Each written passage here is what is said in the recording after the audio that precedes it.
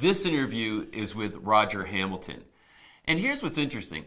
I had known Roger casually, meaning we had mutual friends and I'd be in places with him, we'd have good conversation, and I didn't really get deep into his knowledge, understanding, and wisdom. I could tell you one thing. He always had a light about him. There's just some energy that came off of him that was very positive, very engaging.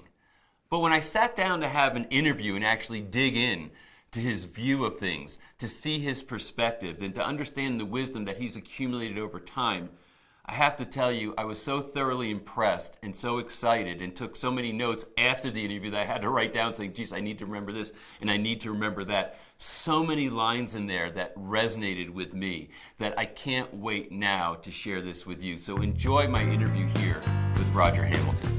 Roger, really happy that you're here. You're a brilliant guy and I can't wait to hear what you have to say about this topic of money. Thank you, and good to be here.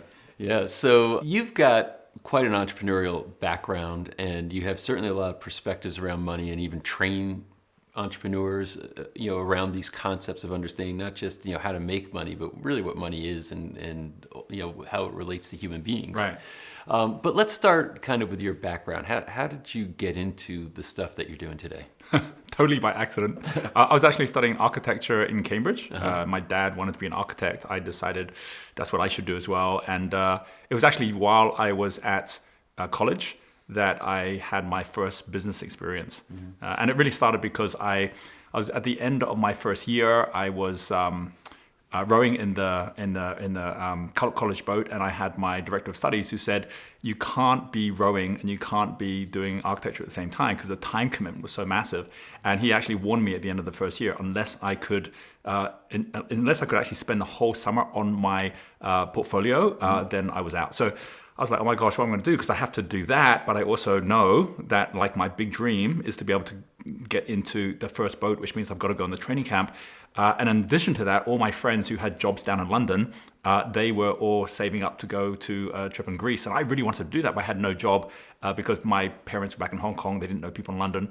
And so I was sitting down, feeling sorry for myself in the pub one night in pretty much the last week of school before the break. And I just got a little pad and I wrote down, what if I was to add all three of my problems together and turn it into a question? And so I said, okay, how would I make enough money to go to Greece while being on rowing camp and fill up my portfolio? And it was like, ta-da! It's like from there, I was like, okay, I'm gonna have to do drawings in Cambridge for the tourists so that I can actually do that during the day, make the money, and then in the mornings I'll go rowing. And that's what I did from day one. I just went out there, did this, and I had the most incredible experience making more money by doing that than if I'd gone and got a job in London and being able to get into the rowing camp and being able to go go to Greece. And all of this taught me that at any point, your problem is also your source of your greatest profit.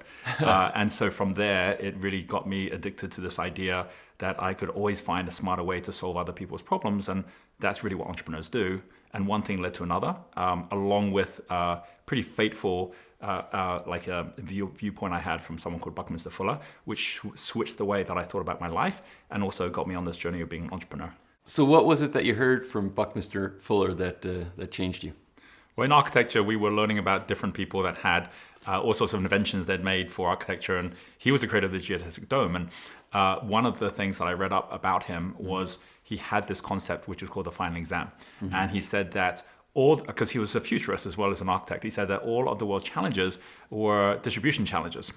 So for example, when you say there's poverty, it's not because there is enough money, it's just not distributed effectively. Right. Or if you say there's hunger, right? It's not because there is enough food, it's just not distributed effectively. And he said that technology allows us to distribute far more effectively. And even then, in the 1970s, there was already enough technology to solve all the world's problems. So he said, so why have we not solved them? And he said the reason we haven't solved them is because of our human consciousness.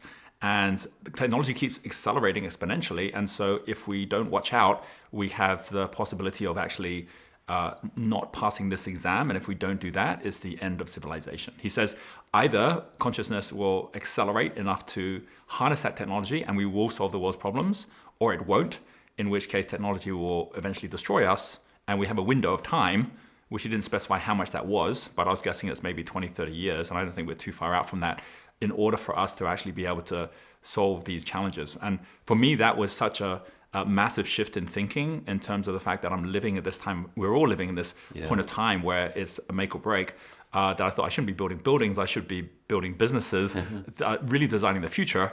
Because, as they say, best way to predict the future is to create it. And that's what entrepreneurs can do.